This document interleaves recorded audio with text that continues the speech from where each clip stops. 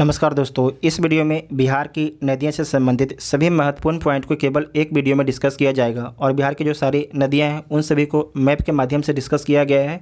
तो आप सभी लोग को समझना बहुत ही आसान हो जाएगा। तो आप सभी लोग पूरा वीडियो को ध्यान से देखिएगा। और आपके पार्ट 3 है, इसका पहले पार्ट 1 और पार्ट 2 अपलोड हो चुका है। जो नहीं देखे जाके देख लीजिएगा, प्लेलिस्ट में वीडियो आपको मिल जाएगा। और जो अभी तक टेलीग्राम ग्रुप ज्वाइन है, टेलीग्राम ग्रुप ज्वाइन कर सकते हैं, जिसका लिंक आपको डिस्क्रिप्शन में दिया गया है। तो आइए देखते हैं पहला पॉइंट है कि जो गंगा नदी है बिहार को 2 भागों में बांटती है, उत्तरी बिहार और दक्षिणी बिहार में बांटती है। उत्तरी बिहार और दक्षिणी बिहार में बांटती है गंगा नदी बिहार को।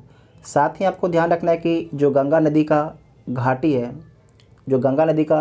है उत्तरी बिहार और दक्षिणी बिहार के मुकाबले क्या है, नीचा है। इसीलिए तो जो भी उत्तरी बिहार की नदियाँ और जो दक्षिणी बिहार की नदियाँ निकलती हैं वो आके कहाँ पर मिलती हैं, तो गंगा नदी में आके मिलती हैं। जो भी नदी आपकी उत्तर बिहार से आती है किस में मिलती है, तो गंगा में आके मिलती है। जो भी नदी दक्षिण बिहार से निकलती है वो जगह कहाँ पर मिलती है, तो आपकी गंगा नदी में मिलती है। इसका मतलब क्या है कि जो गंगा नदी का घाटी है उत्तरी बिहार और दक्षिणी बिहार के मुकाबले नीचा है। उसके बाद जो उत्तरी बिहार की नदियां हैं वो सदा नीरा नदी हैं। जो उत्तरी बिहार की नदियां हैं सदा नीरा, इसका मतलब क्या हुआ कि जो उत्तरी बिहार की नदियां हैं वो कहाँ से निकलती हैं, तो हिमालय से निकलती हैं। इसका मतलब क्या है कि 12 महीना जो उत्तरी बिहार की नदियां हैं उसमें 12 महीना पानी उपलब्ध होता है। इसीलिए इस नदी को बोला गया है सदा नीरा नदी। जो भी उत्तरी बिहार की नदियाँ हैं उसे सदा नीरा बोला गया है। जबकि जो दक्षिण बिहार की नदियां हैं इसमें एक क्या प्रॉब्लम है कि सिर्फ बरसात में ही इनके पास पानी होता है। जो दक्षिण बिहार की नदियां हैं उनके पास सिर्फ बरसात में ही पानी होता है, ठीक है। तो इसका मतलब क्या हो गया कि जो दक्षिण बिहार की नदियां हैं वो बरसाती नदी हैं, जबकि उत्तर बिहार की जो नदियाँ हैं वो सदा नीरा नदी है, क्योंकि इसमें 12 महीना पानी उपलब्ध होता है। साथ ही आपको ध्यान रखना है कि जो दक्षिण बिहार है, दक्षिण बिहार में सुखाड़ पड़ता है क्योंकि पानी की मात्रा कम उपलब्ध है। जबकि उत्तर बिहार में जो है बाढ़, जो उत्तर बिहार है वो आपके बाढ़ का सामना करता है, क्योंकि उत्तर बिहार में जो है पानी की मात्रा ज़्यादा है, इसीलिए, ठीक है। उत्तर बिहार जो है बाढ़ का सामना करता है, जबकि दक्षिण बिहार जो है सूखा का सामना करता है। इतना आपको ध्यान में रखना है। उसके बाद नेक्स्ट पॉइंट है, आपसे क्या पूछा जाता है कि कौन सी नदी जो है उत्तरी बिहार की, कौन सी नदी जो है और दक्षिण बिहार की कौन सी नदी जो है गंगा नदी में आके मिलती है। तो आपको ध्यान रखना है कि इन सारे नदियों के बारे में आप देख लीजिए, जैसे कि घाघरा है, गंडक है, बूढ़ी गंडक है, कोसी है। ये सारे नदियाँ आपके उत्तरी बिहार से बहते हुए गंगा नदी में आके मिल जाती है। तो इसका डायरेक्शन क्या होगा, डायरेक्शन नोट कीजिएगा, उत्तर से दक्षिण की ओर। जो उत्तरी बिहार की नदियां हैं उत्तर से दक्षिण की ओर बहती हैं, जबकि जो दक्षिण बिहार की नदियां हैं दक्षिण से उत्तर की ओर बहती हैं और जाके गंगा में मिल जाती हैं। इतना बात आपको ध्यान में रखना है। दक्षिण बिहार की जो प्रमुख नदियां कौन कौन सी है, तो सोन है, फल्गु है, करमनासा है, अजय है, किउल नदी है। ये सारे नदियाँ आपके जो है दक्षिण बिहार की महत्वपूर्ण नदियाँ हैं। लेकिन आपको ध्यान रखना है कि ये बरसाती नदियाँ हैं। इन नदियों में बरसात के दिन में ही पानी उपलब्ध होता है, बाकी समय में ये नदियाँ सूख जाती है। जबकि जो उत्तर बिहार की नदियाँ होती है सदा नीरा नदी होती है, इसमें 12 महीना पानी उपलब्ध होता है। उसके बाद है गंगा नदी। जो गंगा नदी है ये बिहार में किस लोकेशन से प्रवेश करती है, तो एक चौसा स्थान है बक्सर में, वहीं से आपकी बिहार में प्रवेश करती है गंगा नदी। और बाहर कहाँ से निकलती है, तो कटिहार से आपके बाहर निकलती है। उसके बाद हम आगे देखते हैं गंगा नदी के बारे में। सबसे पहले जो उत्तरी बिहार की नदियां हैं उसके बारे में समझिए। तो उसी क्रम में पहला नदी है घाघर नदी, जिसे सरयू नदी बोला जाता है उत्तर प्रदेश में। ये कहाँ से निकलती है, तो मापचा चुंगू ग्लेशियर तिब्बत के पठार से निकलती है। और इसका संगम कहाँ पर होता है, तो इसका संगम जो है सारण में गंगा नदी में होता है। सारण में गंगा नदी में होता है घाघरा नदी का संगम, ठीक है। साथ ही आपको ध्यान रखना है कि जो घाघरा नदी है ये बिहार में सबसे पहले किस डिस्ट्रिक्ट में प्रवेश करती है, तो सबसे पहले आपको ध्यान रखना है कि सिवान डिस्ट्रिक्ट में प्रवेश करती है। सबसे पहले सिवान डिस्ट्रिक्ट में प्रवेश करती है घाघर नदी। उसके बाद नेक्स्ट पॉइंट है कि जो आपके सारण था ये किस डिस्ट्रिक्ट में स्थित है, तो छपरा डिस्ट्रिक्ट में स्थित है। नोट कीजिएगा, सारण जो है छपरा डिस्ट्रिक्ट में स्थित है। साथ ही आपको ध्यान रखना है कि बिहार की 3 नदियाँ करमनासा, घाघर और गंडक, ये जो 3 नदियां हैं उत्तर प्रदेश और बिहार के साथ में सीमा साझा करती हैं। नोट कीजिएगा, पूछा जाएगा आपसे। करमनासा, घाघर और गंडक नदी, ये 3 जो नदी हैं उत्तर प्रदेश और बिहार के साथ में सीमा साझा करती हैं। वेरी वेरी इंपॉर्टेंट पॉइंट है। उसके बाद नेक्स्ट नदी है जिसे बोला जाता है गंडक नदी। ये आपके है गंडक नदी। जो गंडक नदी है इसे और कौन सी नाम से जाना जाता है, तो सदानीरा और नारायणी के नाम से जाना जाता है गंडक नदी को। इसका उद्गम कहाँ पर होता है, तो नेपाल हिमालय में इसका उद्गम होता है। नेपाल हिमालय में इसका उद्गम होता है। और आपको ध्यान रखना है कि जो गंडक नदी है, गंडक नदी जो है गंगा में आके मिलती है, मतलब गंगा में इसका संगम होता है।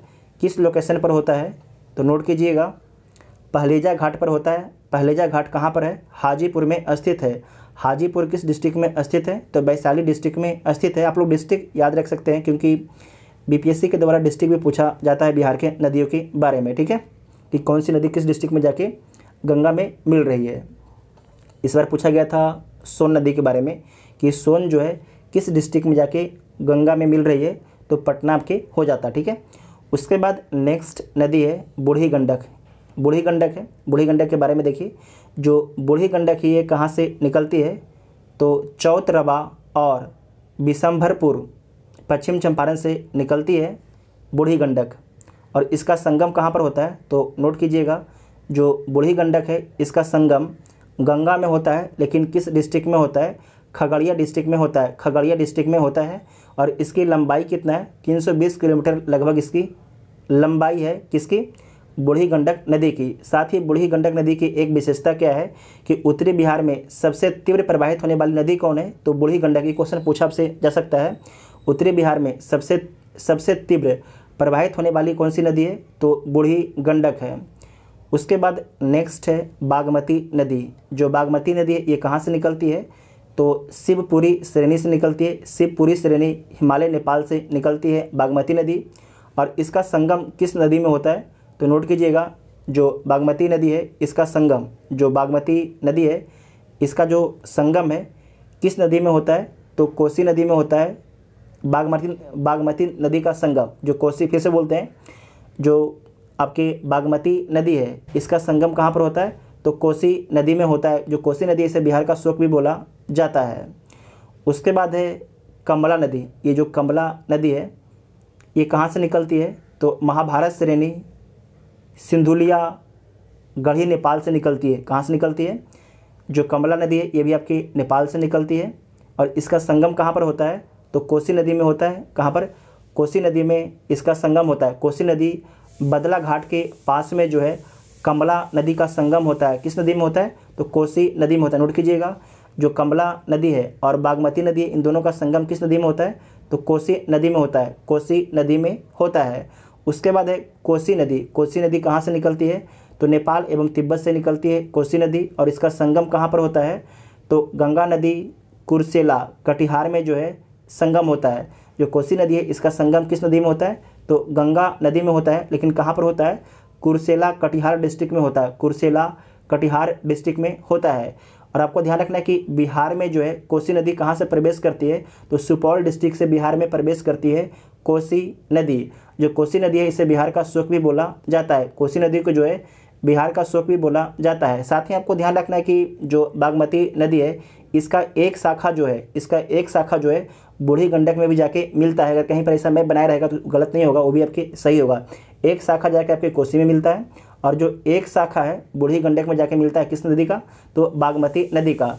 साथ ही जो बागमती नदी है इसके बारे में ध्यान रखिएगा कि जो काठमांडू है, काठमांडू नेपाल की राजधानी है, वो किस नदी किनारे स्थित है, तो बागमती नदी किनारे ही स्थित है। बागमती नदी किनारे ही स्थित है।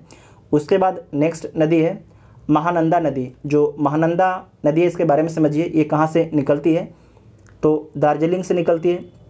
कहाँ से निकलती है, दार्जिलिंग से निकलती है महानंदा नदी। और इसका संगम कहाँ पर होता है, तो इसका जो संगम है गंगा नदी में होता है, लेकिन कहाँ पर होता है? बांग्लादेश में होता है। संगम गंगा नदी में होता है, लेकिन कहाँ पर होता है?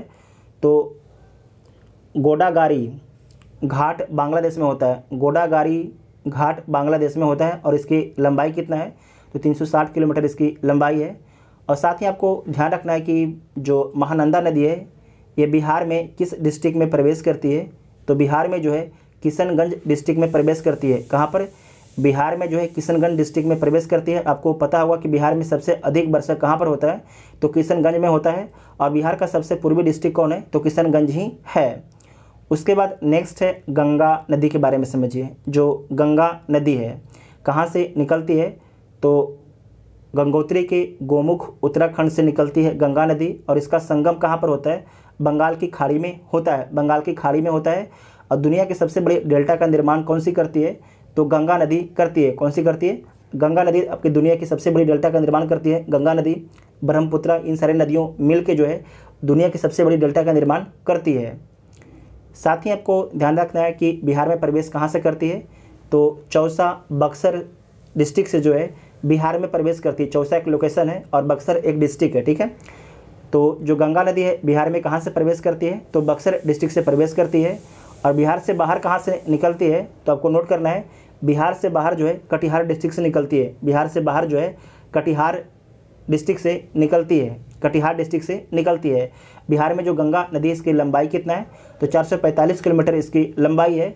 और गंगा नदी जो है बिहार के कुल कितने डिस्ट्रिक्ट से होकर गुजरती है? तो कुल 12 डिस्ट्रिक्ट से होकर गुजरती है। कौन कौन से डिस्ट्रिक्ट से होकर गुजरती है? नोट कीजिएगा। सबसे पहले बक्सर, भोजपुर, सारण, पटना, वैशाली, समस्तीपुर, बेगूसराय, लखीसराय, खगड़िया, मुंगेर, भागलपुर, कटिहार, इन 12 डिस्ट्रिक्ट से होकर गंगा नदी आपकी प्रवाहित होती है। साथ ही आपको ध्यान रखना है कि सबसे अधिक सीमा लंबा, सबसे अधिक जो गंगा नदी है इसकी सीमा लंबा, मतलब सबसे अधिक गंगा नदी जो लंबाई के हिसाब से किस डिस्ट्रिक्ट में बहती है? तो पटना में बहती है। कहाँ पर बहती है? पटना में बहती है। और सेकेंड कौन हो जाएगा? तो जो सेकेंड हो जाएगा आपका भागलपुर हो जाएगा। मतलब जो गंगा नदी सबसे लंबी किस डिस्ट्रिक्ट में है? तो पटना डिस्ट्रिक्ट में सर्वाधिक लंबी है। और सेकेंड पर कौन है? तो भागलपुर आपके सेकेंड में है। इतना आपको ध्यान में रखना है। उसके बाद नेक्स्ट नदी है, इधर आइए आप, करमनासा नदी। जो करमनासा नदी है इसके बारे में समझिए। तो इसका उद्गम कहाँ से होता है? कैमूर पर्वत बिहार से इसका उद्गम होता है। कहाँ से? जो करमनासा नदी है कैमूर बिहार से इसका उद्गम होता है। जो आपकी कैमूर पर्वत है उसी से करमनासा नदी का उद्गम होता है। और इसका संगम कहाँ पर होता है? तो गंगा नदी में इसका संगम होता है। किसका? करमनासा नदी का। और आपको ध्यान रखना है कि कहाँ पर होता है? तो चौसा बक्सर में जो है करमनासा नदी का संगम होता है। आपको बता चुके हैं कि जो करमनासा नदी जो है बिहार और उत्तर प्रदेश के बीच में सीमा बनाता है। उसके बाद है सोन नदी। ये आपकी सोन नदी है, ठीक है। सोन नदी है, इसका उद्गम कहाँ से होता है? तो मैकाल पर्वत के अमरकंटक श्रेणी मध्य प्रदेश से जो है सोन नदी का उद्गम होता है। आप सभी लोग को पता भी होगा। और इसका संगम कहाँ पर होता है? तो पटना के पास में जो है गंगा नदी में इसका संगम होता है। ये क्वेश्चन पूछा गया था आपसे इस बार बीपीएससी के द्वारा। इसका संगम कहाँ पर होता है? तो गंगा नदी में होता है, पटना के पास में। इसकी लंबाई कितना है? तो 784 किलोमीटर इसकी लंबाई है। और बिहार में कहाँ से प्रवेश करती है? तो रोहतास डिस्ट्रिक्ट से जो है बिहार में आपके प्रवेश करती है। उसके बाद है पुनपुन नदी। पुनपुन नदी के बारे में भी आपके बीपीएससी पूछ चुका है। तो जो पुनपुन नदी है इसके बारे में आपको ध्यान रखना है कि कहाँ से निकलती है? तो छोटा नागपुर पठार पलामू झारखंड से निकलती है पुनपुन नदी। और इसका संगम कहाँ पर होता है? तो गंगा नदी फतुआ पटना में जो है इसका संगम होता है। तो एक बार बीपीएससी पूछा कि जो पुनपुन नदी है ये आपकी गंगा नदी में कहाँ पर आके मिलती है? तो आपको नोट करना है फतुआ पटना में आके जो है गंगा नदी आपकी मिलती है। कहाँ पर? गंगा नदी जो है फतुआ पटना में आकर गंगा में मिल जाती है। उसके बाद है फल्गु नदी के बारे में ध्यान रखिएगा। फल्गु नदी इसका उद्गम निरंजना और मोहना के संगम से गया से होता है। जो फल्गु नदी है इसका उद्गम निरंजना और मोहना के संगम से होता है। जो कहने का मतलब है कि जो फल्गु नदी है इसके बारे में समझिए कि शुरुआत में आपकी फल्गु नदी नहीं बनता है। एक नदी होता है आपकी निरंजना, ठीक है। एक नदी होता है निरंजना और एक नदी आपके होता है मोहना नदी। इन दोनों के संगम के द्वारा ही गया में जो है फल्गु नदी का निर्माण होता है। ठीक है, फल्गु नदी का निर्माण होता है और इसका संगम किस नदी में होता है, ये वेरी वेरी इंपॉर्टेंट है। तो जो फल्गु नदी है इसका संगम जो है किस नदी में होता है, तो जो फल्गु नदी है इसका संगम जो है पुनपुन नदी में होता है। बहुत ज़्यादा कुछ लोग शोर कर रहा है क्या। नेक्स्ट है कि नेक्स्ट पॉइंट है इसी में कि जो फल्गु नदी है इसका संगम कहाँ पर होता है, तो पुनपुन नदी में इसका संगम होता है। उसके बाद है किउल नदी, जो किउल नदी है इसका उद्गम कहाँ पर होता है, तीसरी पहाड़ी क्षेत्र गिरिडीह झारखंड से जो है किउल नदी का उद्गम होता है। उसका संगम कहाँ पर होता है, तो गंगा नदी सूरजगढ़ लखीसराय में जो है इसका संगम होता है। नोट कीजिएगा कहाँ पर होता है, लखीसराय में इसका संगम होता है। उसके बाद है अजय नदी के बारे में समझिएगा, इसका उद्गम जो है देवघर झारखंड से इसका उद्गम होता है और इसका संगम जो है भागीरथी नदी पश्चिम बंगाल में इसका संगम होता है। भागीरथी नदी पश्चिम बंगाल में जो है इसका संगम होता है अजय नदी के। नेक्स्ट पॉइंट है कि बिहार की नदी घाटी प्रोजेक्ट्स के बारे में समझिए। सिंचित भूमि कितना है बिहार में, तो 43.68 लाख हेक्टेयर है। सबसे ज़्यादा सिंचित जिला कौन है, तो अरवल है। 86.8% इलाका जो अरवल का सिंचित है। सबसे कम वर्षा अरवल में होता है, सबसे अधिक वर्षा किशनगंज में होता है। उसके बाद 3 नदी घाटी प्रोजेक्ट है, इसके बारे में समझिए। पहला है गंडक नदी घाटी प्रोजेक्ट्स। इस पर 3 नहर है, कौन कौन सी, इस पर 4 नहर है। जो गंडक नदी घाटी प्रोजेक्ट से इस पर 4 नहर है, कौन कौन सा नहर है इसके बारे में नोट कीजिएगा। त्रिवेणी नहर, सारण नहर, तिरहुत नहर, तेउर नहर। तो इन 4 नहरों के बारे में आपसे एग्जाम में पूछा जाएगा कि त्रिवेणी नहर, सारण नहर, तिरहुत नहर, तेउर नहर किस नदी घाटी का प्रोजेक्ट है, तो गंडक नदी घाटी का प्रोजेक्ट है। उसके बाद है कोसी नदी घाटी प्रोजेक्ट के बारे में समझिए। इस पर आपकी 3 नहर है, पूर्वी कोसी नहर, पश्चिमी कोसी नहर और राजपुर नहर। नोट कीजिएगा राजपुर नहर। और जो कोसी नदी है इस पर बांध हनुमान नगर बांध स्थित है। हनुमान नगर बांध स्थित है किस पर, कोसी नदी पर। उसके बाद नेक्स्ट है सोन नदी घाटी प्रोजेक्ट्स के बारे में समझिएगा। तो इससे 2 नहर निकलती है, कौन कौन सी नहर, पूर्वी सोन नहर और पश्चिमी सोन नहर। पूर्वी सोन नहर और पश्चिमी सोन नहर। बिहार की पहली नदी जोड़ योजना कोसी मेची नदी जोड़ योजना है। बिहार में सबसे ज़्यादा सिंचाई किसके द्वारा होता है, तो नहरों के द्वारा होता है। वेरी वेरी इंपॉर्टेंट है, बिहार में सबसे ज़्यादा सिंचाई जो है नहरों के द्वारा किया जाता है। तो बिहार की नदियों से संबंधित सारे पॉइंट को डिस्कस कर लिया गया है। आप सभी को वीडियो कैसा लगा आप लोग कमेंट करके ज़रूर बताइएगा।